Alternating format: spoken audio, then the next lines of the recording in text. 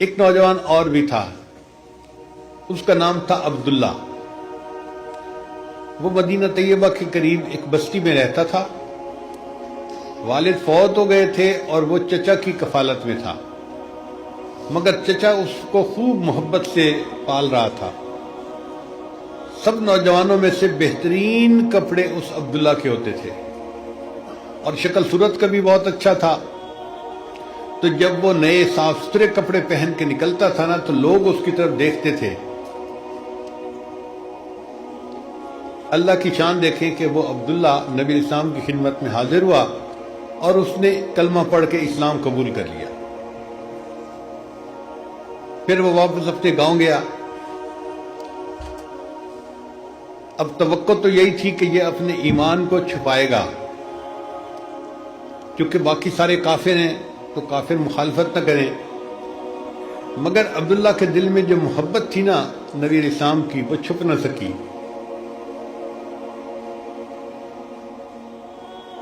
ایک دم بھی محبت چھپ نہ سکی جب تیرا کسی نے نام لیا۔ ماں یا باپ کے نام پر نبی علیہ السلام کا نام آتا تو عبداللہ فوراً محبت سے سنتا کہ یہ کیا بات کر رہے ہیں۔ تو لوگوں نے بہت جلدی محسوس کر لیا کہ کچھ نہ کچھ گڑبڑ ہے جو یہ تذکرہ اتنے شوق سے سنتا ہے۔ تو ایک دن چچا نے پوچھا، کیا بتاؤ تم مسلمان بن گئے ہو؟ تو عبداللہ نے سچ سچ بتا دیا، ہاں میں مسلمان بن گیا۔ اس نے کہا کہ دیکھو تمہارے اوپر خرچہ میں کرتا ہوں، کھانا پینا لباس ہر چیز کی ذمہ داری میری ہے، اور میری اجازت کے بغیر تم مسلمان بن گئے ہو تو میں تمہیں اجازت نہیں دیتا، اس لیے اسلام کو چھوڑو اور اپنے جو ماں باپ کا دین تھا اس طرف واپس آؤ۔ عبداللہ نے انکار کر دیا۔ جب عبداللہ نے انکار کیا تو چچا کو بہت غصہ آیا۔ پہلے تو اس نے ٹکا کے پٹائی کی نا، خوب مارا، دل کی بھڑاس نکالی، اور عبداللہ نے وہ ساری جو ہے وہ مار آرام سے برداشت کر لی۔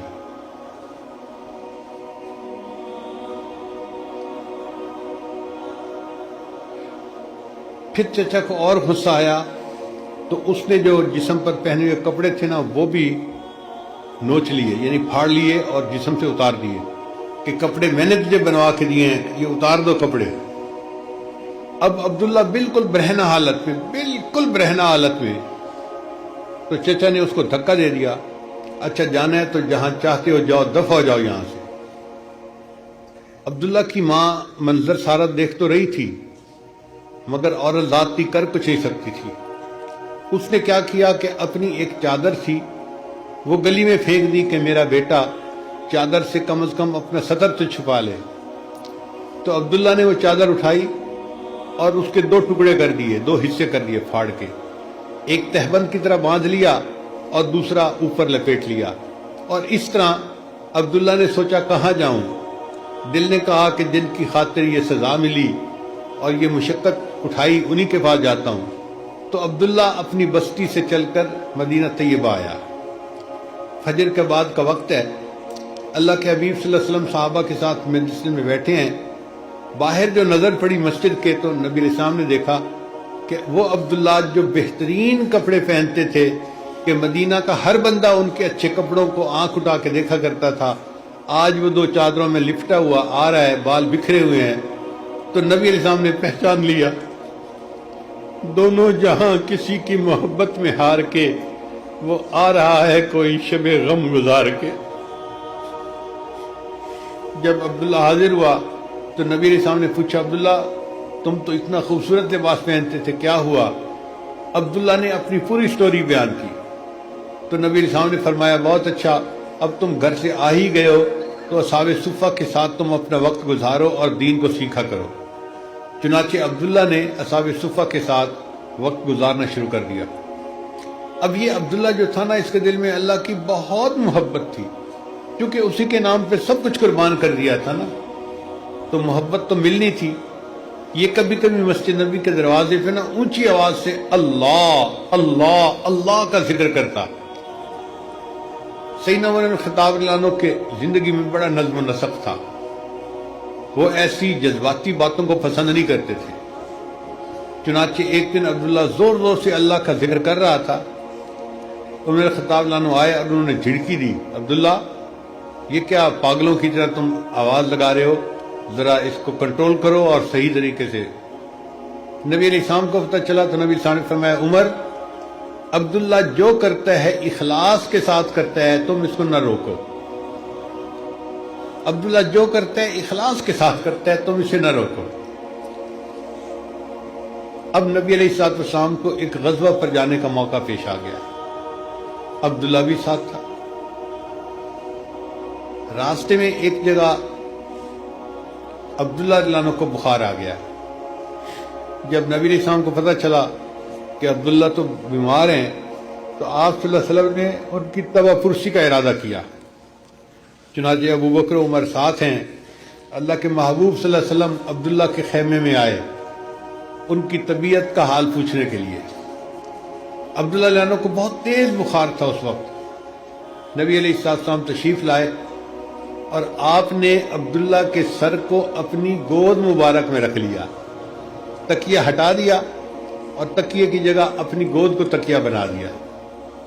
یہ عبداللہ رضی اللہ عنہ وہ صحابی ہیں کہ ان کی نگاہیں نبی علیہ السلام کے چہرے پہ پڑ رہی ہیں، اور اس حال میں ان کی روح پرواز کر گئی، آقا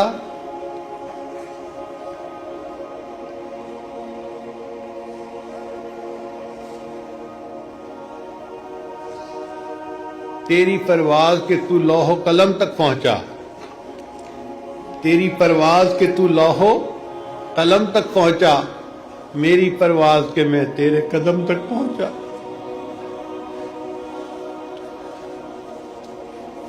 عبداللہ رضی اللہ عنہ وہ صحابی ہیں کہ جن کو موت اس حالت میں آئی کہ ان کا سر نبی علیہ السلام کی گود مبارک میں ہے اور ان کی نگاہوں کے سامنے محبوب صلی اللہ علیہ وسلم کے چہرہ اقدس ہے، اور اس حال میں انہوں نے اپنی جان اپنے رب کے سپرد کر دی۔ نبی علیہ السلام نے فرمایا صحابہ کرام کو کہ عبداللہ کو نہلا دو اور اس کو کفن میری چادر میں دینا۔ نبی علیہ السلام نے جو چادر لپیٹی ہوئی تھی نا، اپنی چادر عطا کی۔ اللہ آپ کتنے قدردان ہیں۔ جس بچے کے جسم سے لباس اتار لیا گیا، آج آپ اس جسم کو اپنے محبوب صلی اللہ علیہ وسلم کی چادر سے ڈھانپ رہے ہیں۔ نبی علیہ السلام نے ان کی نماز جنازہ پڑھائی۔ جب قبر میں اتارنے کا وقت آیا تو شریعت کا مسئلہ یہ ہے کہ جو میت کا سب سے قریبی رشتہ دار ہو وہ اس کو قبر میں اتارے۔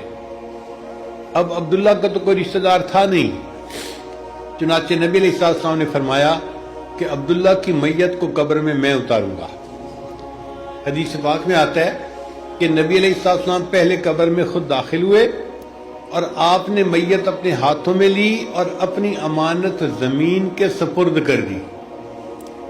جب آپ نے ان کی میت کو زمین پر قبر میں رکھا تو نبی علیہ السلام نے کچھ الفاظ کہے جن کو سن کر عمر بن خطاب رضی اللہ عنہ جو ہے وہ بھی وجد میں آ گئے۔ عمر رضی اللہ عنہ کہتے تھے کہ میرا دل کرتا تھا کاش عبداللہ کی بجائے یہ عمر بن خطاب کی لاش ہوتی۔ صحابہ نے پوچھا کہ آپ ایسی تمنا کیوں کرتے تھے؟ عمر رضی اللہ عنہ نے کہا کہ میں نے سنا نبی علیہ السلام نے جب ان کو زمین پر لٹایا تو نبی علیہ السلام سے یہ الفاظ فرمائے، اے اللہ میں عبداللہ سے راضی ہوں، تو بھی عبداللہ سے راضی ہو جا۔ اے اللہ میں عبداللہ سے راضی ہوں، تو بھی عبداللہ سے راضی ہو جا۔ جو اللہ سے محبت کرتے ہیں پھر اللہ ان کے ساتھ یہ معاملہ فرماتے ہیں۔